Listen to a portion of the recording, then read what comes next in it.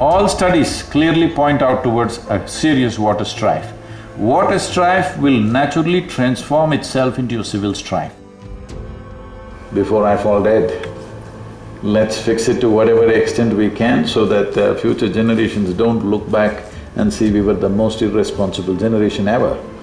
The United Nations studies say, if you plant 1 trillion trees on the planet, the entire climate change process can be reversed in about 12 to 15 years' time. We are talking about planting 242 crore trees in the region. Please stand with us and make this happen. Anybody here has any proof that you are not already in heaven and making a mess out of it? If you have decided you want to live in a loving world, a joyful world, that must be throbbing within you every moment. Let's make it happen.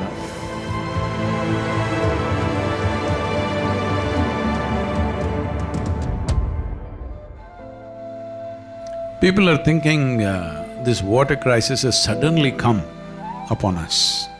Crisis did not happen suddenly, it's been evolving in the last 30 years quite seriously, and the rural populations have been massively suffering this.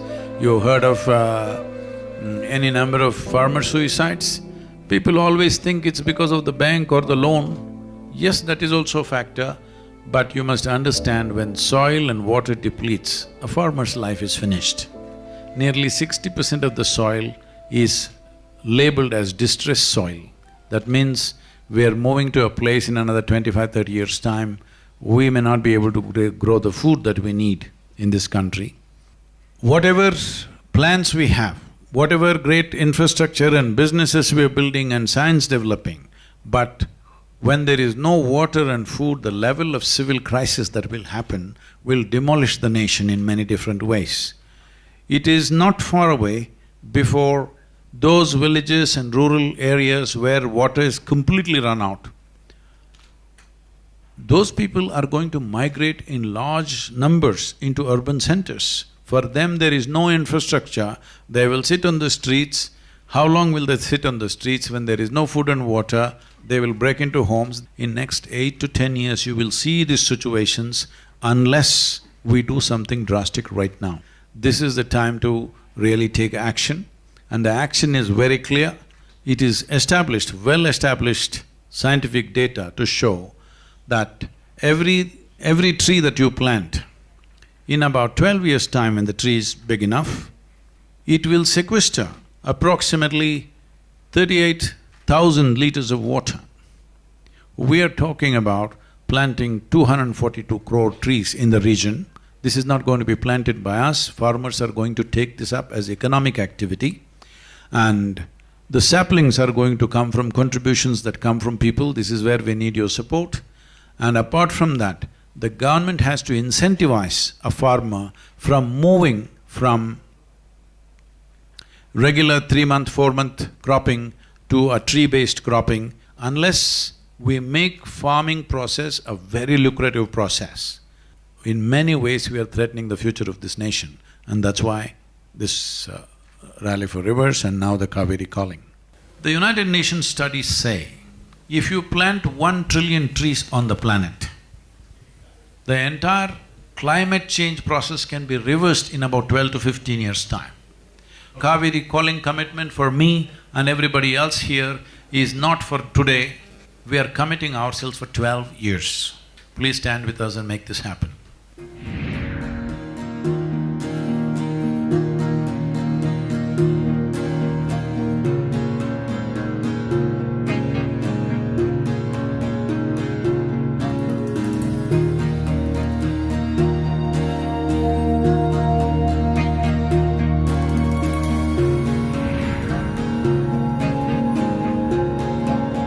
So first want to say it's a huge honor to be here on stage with you. We all know what a big youth inspiration you are, and the things you're doing for the environment is just inspiring all of us. So happy that you started this campaign to help River Kaveri, and just want to ask you, how big a responsibility is it to revive a river, and how do you plan on doing it single-handedly? Without a large-scale people's involvement, this is not going to happen. Never before another generation has consumed as much as we have. So, I'm just thinking, before I fall dead, let's fix it to whatever extent we can so that future generations don't look back and see we were the most irresponsible generation ever. So many of us are unaware of situations, and can you throw some light on how this has happened and what we can do? The most basic ignorance about rivers is, people think a river is a source of water, or a well is a source of water, or a pond or a lake is a source of water. In a tropical country, it is not a source of water, it is only a destination for water. There is only one source of water for us, which is the monsoon rain. Somewhere between 45 to 60 days maximum in a year, rain pours down on us. A huge volume of water comes down. If we hold it, then it flows 365 days. If we do not hold it, it will run away within the next 50 or 100 days. So what allows us to hold the water? The only and only thing is vegetation. This has been my main mission across the world, including United Nations, our government, central government, all the states. We convince them, you cannot hold water in a dam, check dam, barrage, all these things. These are all okay for usage, but you cannot really enhance water like this. The only way you can hold it is by vegetation. We are 1.3 billion people, it's estimated by 2030 we will be 1.5 billion people. So there is too much pressure on the land, there is no way to increase the forest cover. The only other way is to go for agroforestry, that we use forests as a livelihood for ourselves. So right now, to assist the farmer to shift to agroforestry, there are a few things to happen. One thing is the saplings, large-scale development of saplings. Now to act, we are looking at taking in all the aspects. It costs about 42 rupees per sapling. In the first phase of 4 years, we need to plant 72 crore trees. If you can campaign a little bit. I'll do that. Whatever, I'm saying, whichever way you think is appropriate. Like this, everybody must do what they can. It is not a question of resource, it's a question of how concerned we are. This is not just Kaveri's problem. Only thing is, if we successfully demonstrate that you can turn the river around. Kaveri is a substantially large demonstration. If we do this one thing, then you can do this for every river in the country. If we fail to rejuvenate this soil and this water, the civil strife that is waiting on our hands is big. All studies clearly point out towards a serious water strife. Water strife will naturally transform itself into a civil strife. So when we talk about this 242 crore trees, what it means is, it can sequester anywhere between 9 to 12 trillion liters of water. If in 12 years you plant this number and wait for another 6-7 years' time, you will have Kaveri flowing full on. But we must understand, we must have that much commitment. If not for my country, at least for your children, please do something.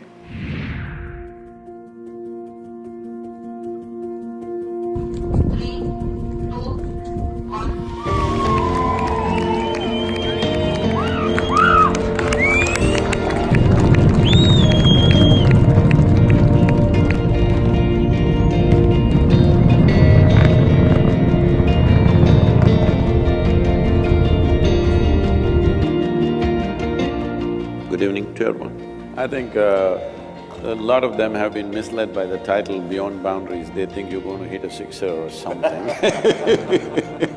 Well, are we? Well, today we're not talking about the ball going beyond boundaries, we're talking about you and me going beyond boundaries.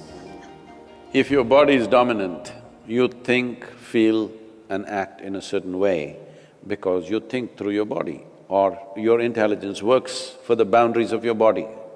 So naturally, survival instinct will be the strongest dimension of who you are. When survival instinct is strongest, you always want to build a wall around yourself. When survival instinct is strong, you want to build a wall of self-preservation.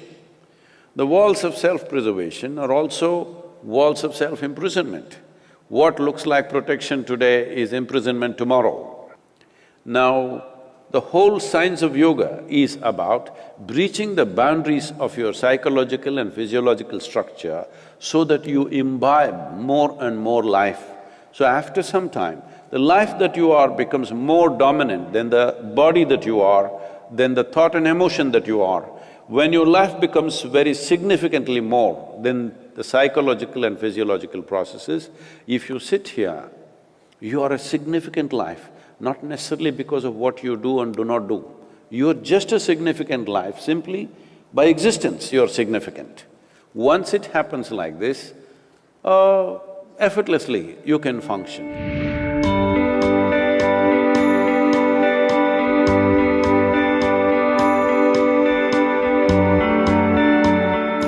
By the time I was 8, 10, there was a cloud of 1 billion questions around me all the time. And I didn't find a single person who could answer a question straight. My thing is, I want to know what is true. I don't want to know what a certain authority said, because in my mind there's never been an authority of any sort for anything. And out of frustration that not a single question is being answered, I wrote very hard poetry to insult people. Unfortunately, all this 800 and odd poems got burnt, and it was in Bangalore that they burnt all my poems. Kaveri protests were happening and they burnt my car. Along with that, my 800 and odd poems and my observations about India's agriculture, which ran into, I don't know, several hundred pages, both these things and my lifelong collection of music, all these three things got burnt up in that car. So, yesterday we launched Kaveri Calling. It's really crazy that now I'm back here and we're talking about this. Much later on, when I figured out certain things within myself, then poetry became an expression of what is happening within me or what I see. So mystic poetry is only trying to confuse you. I know scholars are trying to draw conclusions, but it is only trying to confuse you so that all your faculties are up. That's all you can do in this life, that everything that you have must be up and alert. Then something may happen. If your antenna is up, something may touch you.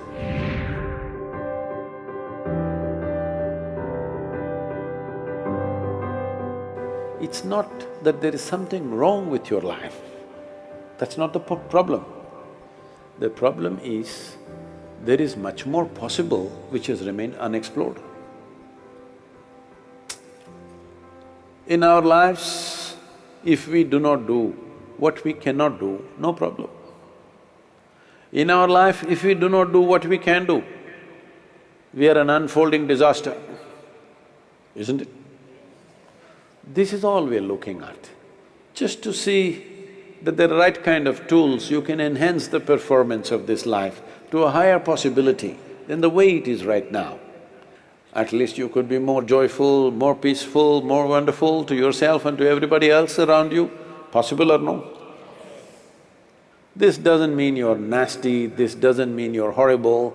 No, this just means there is room for improvement, because this is the nature of life. However we do it, there is a better way to do it, always. This is the most wonderful aspect of life, that we can always do it better. As we have created objective tools to enhance our activity in the world, we have to also create subjective tools to enhance our experience in this world. That's what we are looking at. That is what Shambhavi means. Shambhavi is a subjective tool with which you can enhance your life's experience. Shambhavi Mahamudra means just this: If you sit here, in your experience, your body is here, your mind is out there, what is you is elsewhere. Once there is a clear distinction between what is you and what is your body and what is your mind, this is the end of suffering. Anybody here has any proof that you are not already in heaven and making a mess out of it?